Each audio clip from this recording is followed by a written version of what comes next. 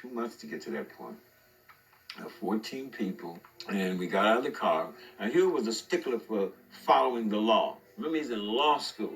We know every damn law on the guns. We know all the Fish and Game Code laws and other laws. You cannot ride in the car with a live round in the chamber of a rifle or shotgun. Did not apply to a handgun.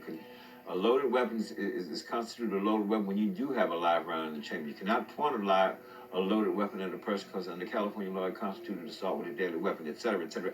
We knew that backwards, forward, sideways, and catacorner. We walk up, 20 or 30 people are on the street corner. Some more accumulate. But somebody walks out of one of the little stores in this little nightlife area in 7th Street and say, it's dark. He says, what they standing out there for with them sticks in their hand? Somebody said, man, them ain't no sticks. Them guns. Guns? Get the hell out of here. Well, when he's talking like this alerts the cop. But it also causes Hugh to turn around and says, no one leave. Everyone stay where you are. We researched the law. You're citizens. You have a right to stand and observe police officers just like we're a new political organization, so stand here, no one leaves. And as Huey turns around, the cop is now standing. You have no right to observe me. Huey says, no. Such a California State Supreme Court ruling states that every citizen has a right to stand and observe a police officer carrying out their duty as long as they stand a reasonable distance away. A reasonable distance in that particular ruling is constituted as 8 to 10 feet. I'm standing approximately 20 feet from you, and we'll observe you whether you like it or not. And some sister on the sidewalk said, well, go ahead on and tell it, brother.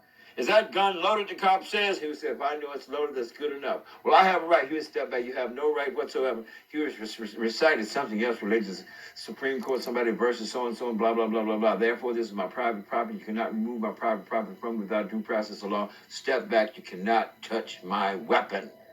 And another brother standing on the sidewalk said, man, what kind of Negroes is these? And the cop said, well, is it loaded? He says, clack, clack.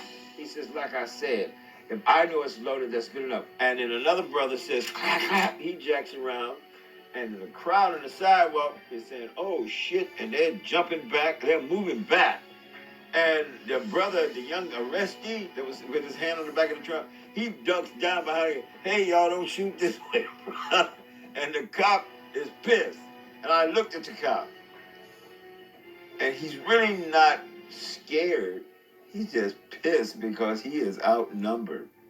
He's literally pissed because he's outnumbered. When he looks and sees what he's looking at, he really hadn't taken a look to see how many of it was. And he gets his arrestee and puts him in the car and shut the door and protect his head. And then he's walking around the car and he stops. Then he walks towards one of the Panthers a bit to look, because she got these big earrings on. It's a female.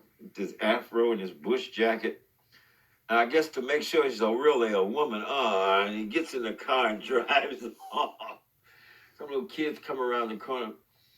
One kid has obviously went and got some other kids. Come on. See. And they come running around going, I told you.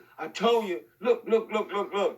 And little kids, they the new black police. People felt like they were heroes. Like finally somebody had the courage to do something instead of being scared or not say anything at all. When we